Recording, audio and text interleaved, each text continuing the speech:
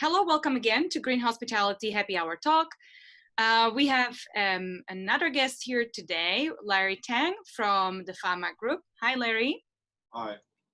And we're going to focus today a little bit more on the F&B side of the things. And of course, the COVID-19.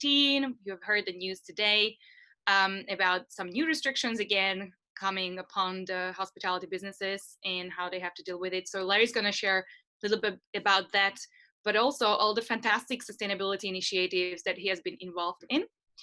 And I'm going to just mention before we start a little bit about Green Hospitality for those who are connecting for the first time.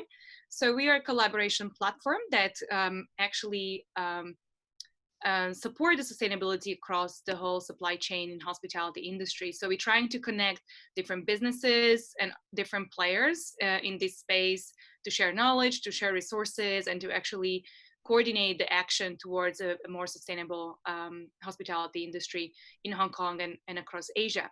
Many of you have been part of our different activities, like our conference that is also coming up in September 24th, but we also host hackathon to innovate around sustainability. And we also have think tanks where we meet with the leaders and experts on sustainability to discuss different topics and plan some actions to achieve our goals in making Hong Kong and the industry more sustainable. Now, before we start, I'd like to introduce Larry, for those of you who don't know Larry yet. So Larry has over a decade pioneered innovative F&B projects from events and concerts to dining ventures and cloud kitchen. He's also a winner of Foodie Forks 2019 Food Hero Award. His organic restaurant concepts, Loco Fama, Soho Fama, and Supa Food have paved the way for a sustainable, local, organic, and wellness movement, so-called SLOW, delivering premium yet affordable quality products to a growing community of health and eco-conscious Hong Kongers. Larry also runs a consultancy investment firm in Singapore and Hong Kong, to which he brings over 15 years of digital marketing and advertising industry experience. Prior to co-founding his own firm, Larry was the APAC Regional Managing Director for Publicis Group's Digitas and Razorfish, the world's two largest digital marketing agency networks. Before joining Digitas, Larry was Deputy General Manager for McCann Relationship Marketing, the leading CRM specialist for Dell and Intel. He remains one of the most sought after branding, digital marketing, and growth hacking consultants in the Asia Pacific region. So that's briefly about Larry, and we are very happy to have you here with us, Larry, today. And I'd like to start our discussion with the first question. And that will be a little bit related to the COVID-19, which is making the news today again, and the return of some social distancing rules. So would you share with us a little bit on the impact that the pandemic has caused to an F&B industry? You are very involved not only with your own business, but also with the other F&Bs in Hong Kong in different ways. So what is the current situation, and are we on our way out? Probably not. And what kind of strategies have you actually implemented for your outlet to kind of make it through the pandemic? Or what are you planning to do now with the new restrictions coming upon us? Thank you for having me first of all. Love to be able to share whatever we can that might be useful for anyone. In terms of the COVID-19, I think it's quite apparent now that it's impacted most F&B places, especially dining, walk-in traffic. In our case, we're not a big group, right? We have two of our flagship stores. One's in our regional first place in Sai Kung, and then the other one's in PMQ in Central. So the restaurant and PMQ has been impacted by this virus by a lot more. I think mainly you see there's no more tourists, and PMQ is a very tourist centric location. But the restaurant in Sai Kung is actually not doing bad. Like you could say that it looks like it's recovers since the worst times. I would say during the worst period, walk-in traffic was probably only, we only had maybe 30% of people left in most places. So now a lot of people would say, oh, now it's back to normal. And I'll usually just say it's still bad, it's just not as bad as before. In our case, maybe one restaurant, we were losing $400,000 in 1 month. But, and now it could be 100,000 or less. So given that the government subsidy hasn't come in fully yet, so we were also lucky that we had some concession from our landlord, from the PMQ management. So I think everyone probably experienced similar drop in foot traffic. So, but in terms of online sales, we offer from the maybe since March, April, we offer 30% off online for delivery, and our online sales more than double. We actually had another business unit. It's a cloud kitchen project that we launched last June. So that's a shared kitchen model. Everything's online. There's no dine-in. So that type of business model actually was,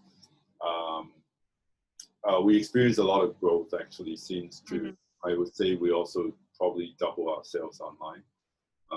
So these are, besides all the standard social distancing measures, I think focusing on online delivery, we were lucky that we did it at the right time.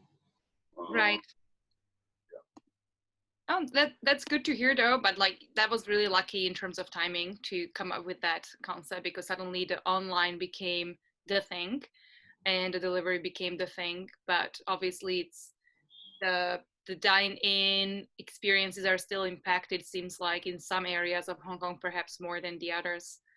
And in terms of the customer behavior, so in the eyes of you as F&B provider, do you think that things have changed beyond the just the delivery and people ordering more online? That is kind of like probably across all the businesses, but do you see any change in terms of selection of certain items or demand for certain foods? And have you reflected that somehow in your business? Consumers definitely ordering a lot more online. I think both in terms of frequencies and maybe first-time users. We work closely with Foodpanda, and we understand they also experience a lot of growth. The same as other delivery platforms too. So across the board, I think people can't leave their home, they just look for more delivery items. Strangely, I thought that people would look for more healthy options as well, because relating to a pandemic, I would assume that people are more health conscious. But what we heard back from the delivery platform, the number one order item from the ready-to-eat section, which is like when you click on restaurants, is still pizza. And they have online malls or like online, what do you call it, like just the retail section, right? The number one order item is cup noodles. So okay. I think it's also, there might be a bit of fear as well, right? Like even if you order delivery, you don't know who's handling it. You want to minimize any possibility of you getting infected. So I guess the instant noodle is also like a safety kind of like a packaged food. So. Have you anyhow changed your menu with your vision of like providing something more health conscious? We've always been pushing new, healthier options whenever we feel like people are open to it. Before the COVID happened, we were already working on a ketogenic menu, but we've always worked with nutritionists for our Western food, and we work with Chinese doctor for our Chinese food. So we work with a couple of Chinese doctors, and we came up with some new soup, seasonal soup that strengthen your lungs. But we call that the immunity booster and the flu fighter. So we were also looking at having more items that people can order that are not ready to eat. For example, like frozen items. Mm-hmm. If you have a sous vide machine at home, you can use slow cook to reheat it. Otherwise, if you choose, you can use microwaves. So that makes it easier for people to be able to get their hands on our food. Mm. Have that been popular, the flu soups and the soups in general? Yeah, I would say, but I think it's the people that are already quite health conscious, and these things will catch their eyes. We actually also launched a congee menu as well, but that wasn't very popular because we thought it's quite hard to get congee these days that doesn't have MSG or chicken powder in it. So, yeah. I would say for some reason people like that probably. Yeah. That's the part they like. Yeah. Right. Okay. How does your group actually engage with consumers in terms of messaging this different way of thinking about the food, and how would you bring that out to the customers, to not only those who are already health conscious, but maybe to attract the others? How would you communicate that? You're also a marketing specialist, so maybe you could share some tips for the other F&Bs how to do this right. In our case, it's quite unique that we actually have been very focused on people in a certain geographic location. Because right now our footprint is still only between Kennedy Town and Admiralty. Like outside of that, you can't really order our food. So we haven't done any major Hong Kong-wide campaign. From the beginning, we were very focused on growing our Facebook following. I think Local Farmer has close to 27,000 followers. So for a restaurant, it's quite a lot. We have our EDM.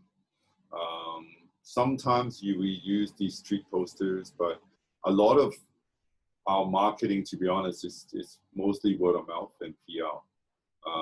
I personally believe the best marketing is in your product. And when it comes to food, like, and when we were in advertising agency, we always have to manufacture a lot of gimmicks and stories for the ads. But in this case, we've hardly placed any above the line marketing. We would support some magazines sometimes just because, you know, we share similar values, Live magazine, Foodie magazine, but we mostly rely on PR because if you have some products that's special, there's already an angle for people to talk about and write about. You don't have to buy ads.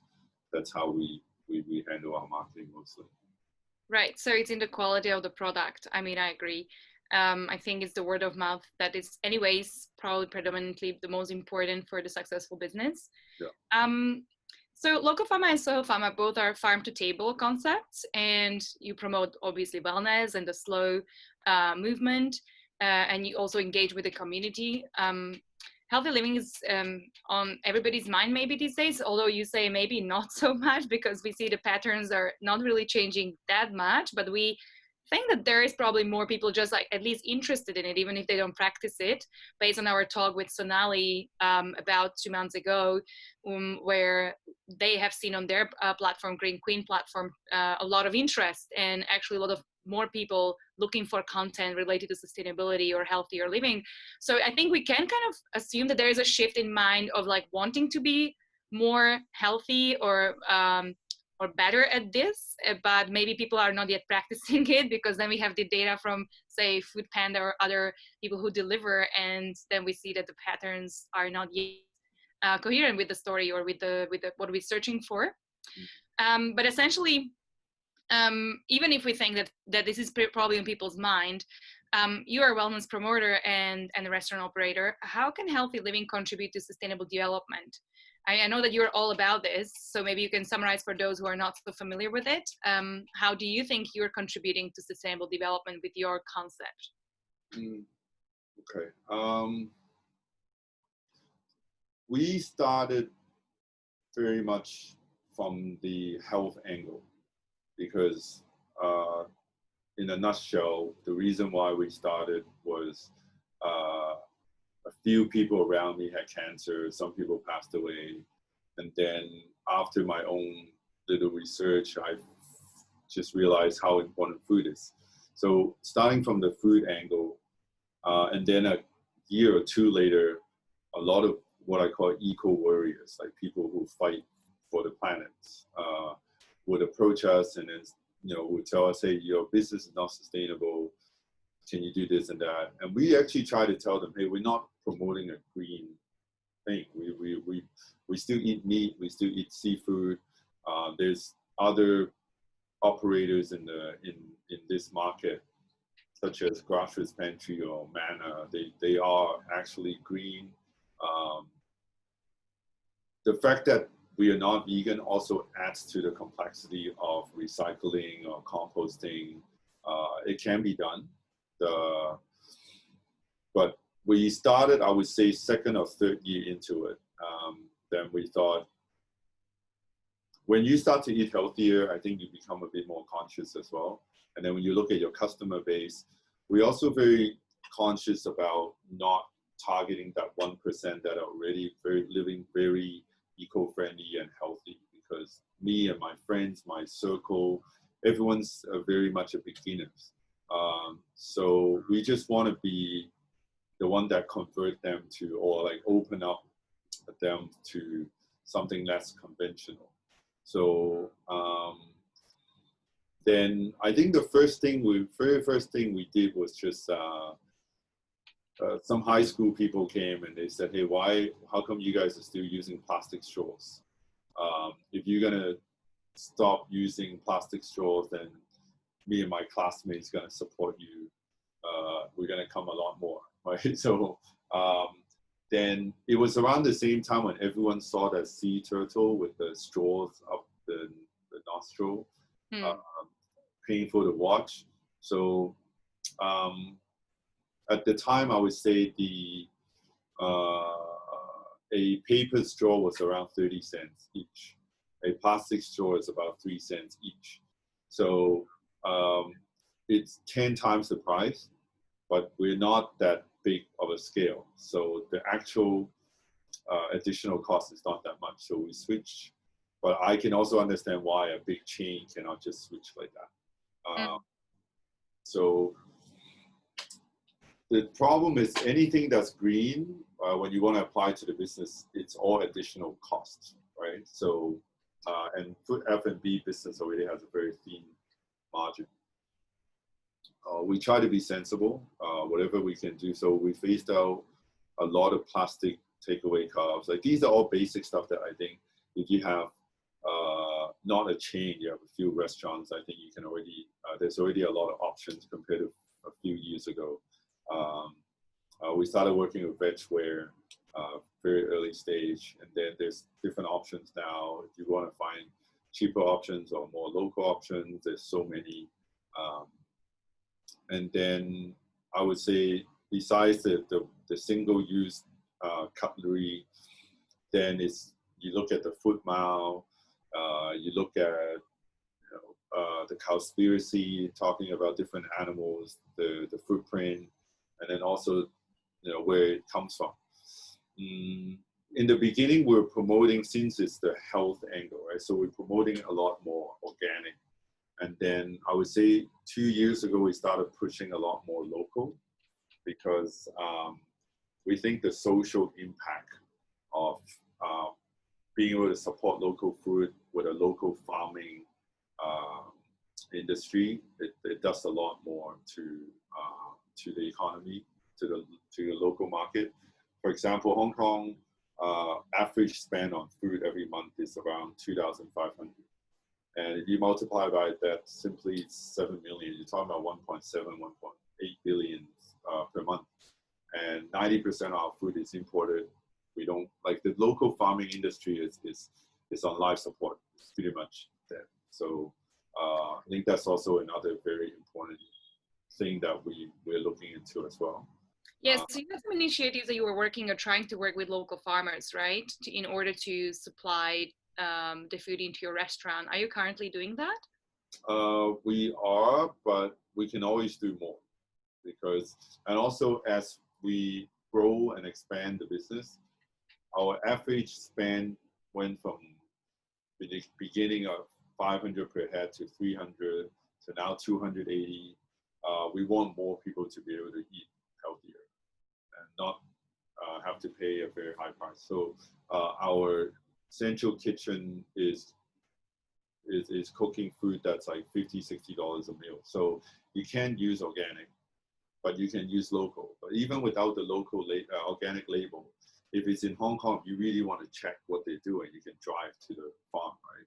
So I think that's going to be a big push, and we are actually trying to launch a CSA program as well, community supported agriculture program. Like I think Hong Kong had a few tries before, but I feel like there's never been a better time to try to launch something that supports anything local. Yeah, so is your aim to work with these different farmers because your thing is the health? Now then you switch to local because that's better for the community and for the economic impact. So are you trying also to inject a little bit of that healthy or more organic way of doing things with these local farmers? Are you trying to build that relationship with them? The 4 pillars has always been very important. Like anything that's sustainable, local, organic, or related to wellness, then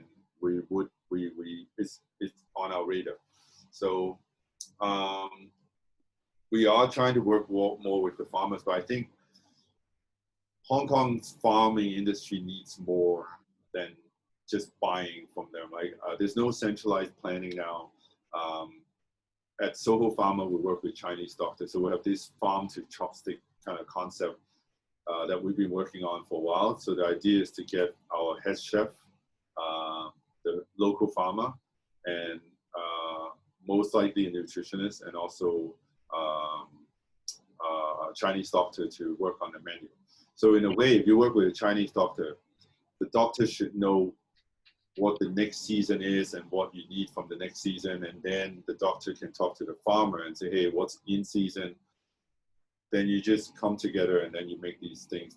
Because otherwise, when you go to visit the local farmers in Hong Kong, they usually just end up growing similar things, like corn, broccoli, choy sum, gailan, because they know they can sell. They know, like, because farmers are very risk averse, right? So they know that 100% they can sell their grow it. But in this case, if we can secure the produce from them, they know they will have an income from it, then they will be open to growing more stuff. We tried that before to work with a farmer and build a greenhouse at the farm, and whatever the farm produce a harvest, then it's all ours. And we pay them a set fee every month. So I think that way we will end up have better food, more variety, more biodiversity, and they have better income, more stable, and we all share the risk. If a typhoon hits us, then we all get less for the season. Right. That sounds like a very interesting concept, and I think that's what is needed, because in our last think tank that you took part in was similar conversation between the farmers and the people who own F&B outlets, where it seems to be a chicken and egg problem, like the farmers having to bear all the risk for the produce, but then the F&B is also having certain needs that are maybe not feasible because the seasons and the nature, we can't cheat it, and we can't just tell the nature what is supposed to grow and in how much quantity. So I think there needs to be much more innovation and much more open-mindedness also on side of the F&Bs to be able to be more flexible in adjusting their menus and communicating it well at the same time with the customers. So making them know that, you know, we can't just like always have corn or always have this item on the menu, Yeah. but also from the F&B side of the thing, to try to understand the farmers who are really bearing all of the risk, because as was mentioned by one of the farmers in the think tank, it takes about 3 months or 6 months to grow something. So you have to plan it. It's a very long process. We can't make it grow faster. Yeah. And so there has to be some security from the business point of view that you're going to pay for that, because we're really putting in 4, 5, 6 months of work for free in a way until you take it. And if you last minute decide not to take that produce, it's going to be a big problem for the farmer, right? Yeah, like Hong Kong's so small. Everyone's saying there's no space, but we have a lot of farmland. A lot of land is categorized as only the land usage can only be used for farming, but there's no profit in it. It's just there's not enough appreciation of local produce or good quality produce, then no one gets into farming. But also now you can also apply technology to it. The efficiency is better. We helped incubate 2-3 years ago a hydroponics indoor farming startup. They're doing well. So, but they're mostly supplying to the restaurant, because the Michelin star chef, they appreciate that quality. So if other restaurants and other home users actually start to appreciate that, then we have a lot of land with these. Right. Well, so let me go to the last question, because before we open the floor to the attendees here, connected live, do you have any new ventures up your sleeve in FAMA Group that you are looking into for the ecosystem of wellness in Hong Kong? Anything new coming up? Any new products you're focusing on? We don't talk about it very often. The fact that we come from more digital marketing, e-commerce background, and then go and open a brick and mortar business. Our intention was to build a brand eventually that we can sell in retail. So we're working on the FAMA brand. We've done some limited edition retail products during different festivals, like moon cakes and rice cakes and coconut oil, like these kind of essential items that we try. So I think we will launch this hopefully this year, like because we think now that if you go to like supermarket or city super, you see a brand, a product under the FAMA brand, then you would at least already know kind of the values behind it. It would be authentic. Like we don't sell, like we're not gonna like we don't use any marketing lingo. So we will tell you where the origin is. The nutrition label should have everything that you need to know. So that's the retail side. It's quite exciting for us. And then, but the short, medium term plan for us is to expand the cloud kitchen project, because it's been profitable since we launched, and we think it's ready for us to roll out in other areas of Hong Kong before we go to other places. Right, that's great. Sounds good. I'm really looking forward to seeing some FAMA branded items in the supermarket. And well, with that, I'd like to invite other people to ask questions if they have. So Larry has got a lot of experience in marketing and obviously F&B and running the slow concept. So anyone has any questions to give to Larry, please don't be shy. You can post them in the chat, or, well, we're not such a big group today, so you could even talk directly. When we have a bigger group, we wouldn't do that, but like, feel free. Anyone who is very much into asking Larry something about their F&B business, any sustainability initiatives that they do. Oh, by the way, in terms of initiative, we've launched a new concept at PMQ now. Like it used to be called Soho Pharma, but we actually renewed our lease last year. So we thought it's another 5 years. What else can we do? I think we've achieved everything we wanted to do in the first 5 years in terms of product innovations or anyway. So we rebranded it. Now it's under a brand called FAMA. So it's basically kind of like our playground. Everything that we want to do, everything's that's related to the 4 slow pillars. You can see it there. We partner with photographers, artists, health, wellness, fitness professionals. So it's quite random. It's just a venue now because we took more indoor space. So sometimes we might do a farmer's market on a weekend, or we would have a yoga class on a Wednesday at 4 p.m. So if we also are discussing with PMQ about doing some regular markets that other people can join. So if anyone's interested to be part of that, feel free to reach out, because I'm sure anyone who's into the circular community and the green space would qualify for what we want to do there. Yeah, I heard from your colleague Jackie that you're trying to launch the sustainable markets on a regular basis, PMQ, and offer the products on a regular basis to the people who can come down there and buy. Is this related to food produce, or it could be also other types of products? It's not just food. Okay. Yeah. Okay. So anybody. I think there's the next one. We have some sustainable clothing brands. Oh, okay, great. It's for all products. So we've got a question here, or a comment from Anna. Your initiatives are great. What do you find works best for converting people to adopt sustainable practices or lifestyles? Converting. Mm-hmm. I tried for 7 years.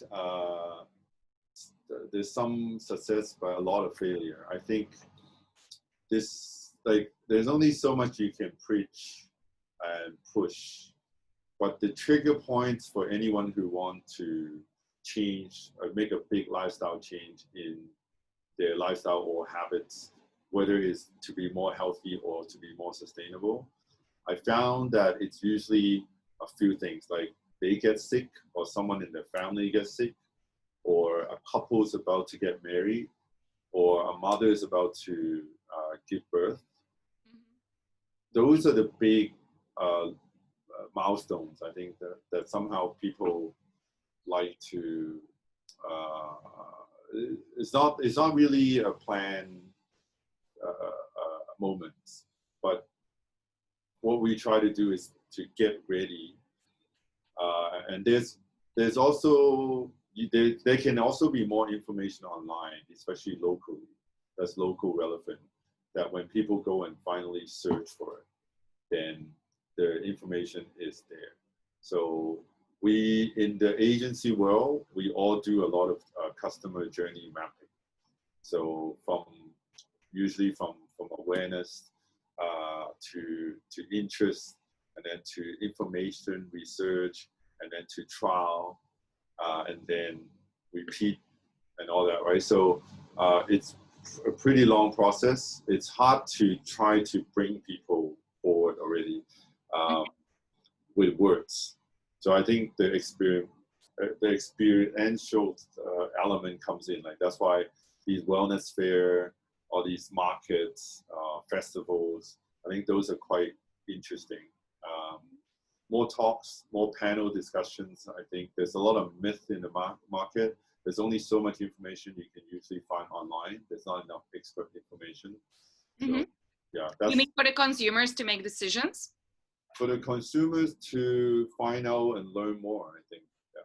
For local information, locally specific. Okay. I wouldn't think that we tried, but we were not really successful, like, in converting people. Mm-hmm. Our own team eats very unhealthy and unsustainable. Like instant noodles and chicken wings is still right. Yeah. Well, we've got another question from Dana, and we kind of touched upon this before this talk started, when we had a private talk in preparation phase. So Dana Vinaigrette from Plastic Free Seas is asking, what material have you chosen for your disposable takeaway containers and cutlery, and why? And have you considered a reusable model? And we talked about the COVID-19 and the different risks and what you care about as a business owner. So maybe you can expand a little bit on that. Yeah, I think we've tried everything. Made with corn, made with paper. The problem to me, like after going through this for a few years, is always goes back to government support. The one thing I hate doing is we convince ourselves and our team that we're doing something that's making a good impact to our city or to the planet, but in fact, whatever we do, like it doesn't matter. It all goes to the same landfill, right? So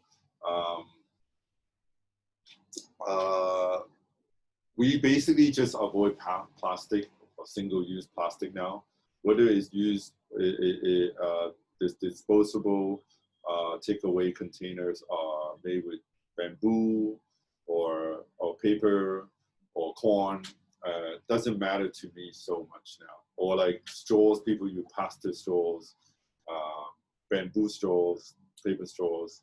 I think any of them is good. It really just depends on, it comes down to the pricing and the quality. Some people complain about plastic, paper straws a lot. So I would say I would love to see more local options. Other than that, it doesn't make much difference to me. In terms of reusable model, you mean takeaway reusable model? There's a company that was trying to, is still trying to do that in Hong Kong and in Bali, Revolve. So they're working on that. We try to work with them as well to try to launch a pilot in Hong Kong. I would think something like this would make sense for subscription meal plans, because sometimes we supply meals to the gyms. So if you have to cook for 50 people a day, 3 to 5 meals a day, and then you end up with a lot of different, a lot of single-use plastics. Right. And in terms of the COVID-19, so we have seen the trend of outlets using much more the single use. And even if you bring your own, then say like some of the brands wouldn't accept your, your cup if you wanted to get your coffee in it because it imposes a risk, supposedly imposes a risk on their staff. So they would just give you the single use items. What's your opinion on that? How have you dealt with that at your outlets? I didn't hear about people coming with their own containers that often.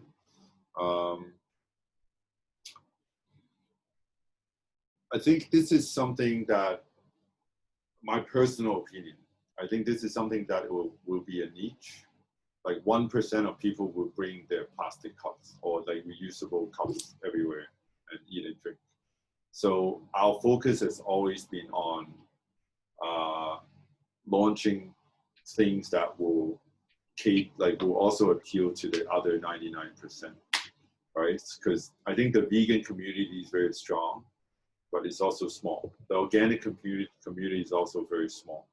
So like, I believe the final solution is still going to be a plastic bag, but it will dissolve when you put in water and stir. Like there's already products like that. It's just right now it's very expensive.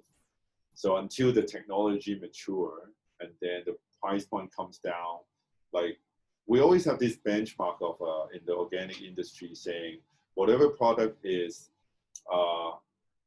300% more expensive, then you get 1% of people who buy it, right? Like usually, like for example with eggs, like you can get an egg for less than $1 in Hong Kong, but an organic egg is $6 to $10. So that's 600 or 1,000 times more. It's just crazy. But if it gets down to 30% more, then usually people will just take it. It will just fly off the shelf. This is kind of like a Whole Foods quote. So the target, I think, for all these things, if you wanted to go mainstream, it needs to hit that price point that is only no more than 30% more expensive than the conventional option. That's an interesting insight. Do we have other questions from the audience here? Feel free to post. Otherwise, we're going to be close to our time limit. We kind of try to wrap up within about 45 minutes for our talks. But I invite still some of the questions. Also, I see here there's a question. I think Chao has reposted. The concept how FAMA designs Chinese dishes menu is great. What's good to eat at this season? Any suggestions from the Chinese doctor? So to help us to increase our immune system to fight the virus. I'm happy to share the recipe that we got for the soup, and then maybe I'll go back to our Chinese doctor partner and we post something afterwards. Yeah, that would be great. Because I don't want to say anything. Yeah. You said you were unhealthy, so you're probably not eating that, right? Anything that the doctor suggests? Unhealthy? You said that your group and your team is not very healthy, so I assume that maybe you're not following. Family, my team, no, yeah, we're not, well, including myself. Right now, it's just not the healthiest we've been. But the Chinese doctor did give us a lot of tips for us to come up with a seasonal menu, so we can share. Yeah, we'll be happy to share. So you're going to get your response, Chao. If that was your question, we're going to give you some ideas for recipes.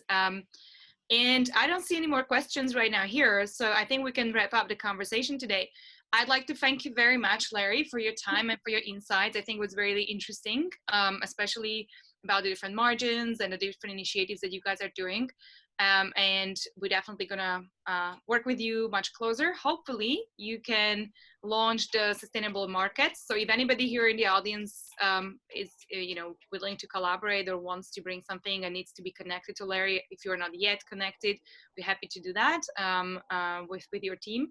And of course, just to wrap up today, I'd like to just remind you that we've got the conference coming up in September. So those of you who would like to be part of it, we still have some tickets left. So it's on the 24th of September. We're going to talk about different waste and from different perspectives. We're going to have a lineup of workshops in the afternoon as well to fit all your tastes and interests.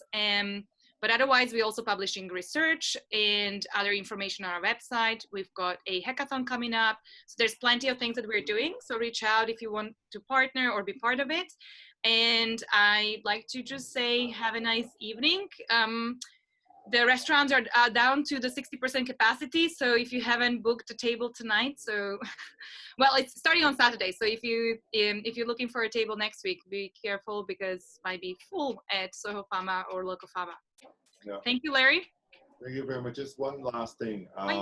We want to support the green initiative as much as we can. So we have whatever space we've got. If you need to do any workshop or press launch or anything, just let us know. We're not charging rental, so if you can leverage our space every day with the most free between 3 to 6 p.m. So feel free to reach out.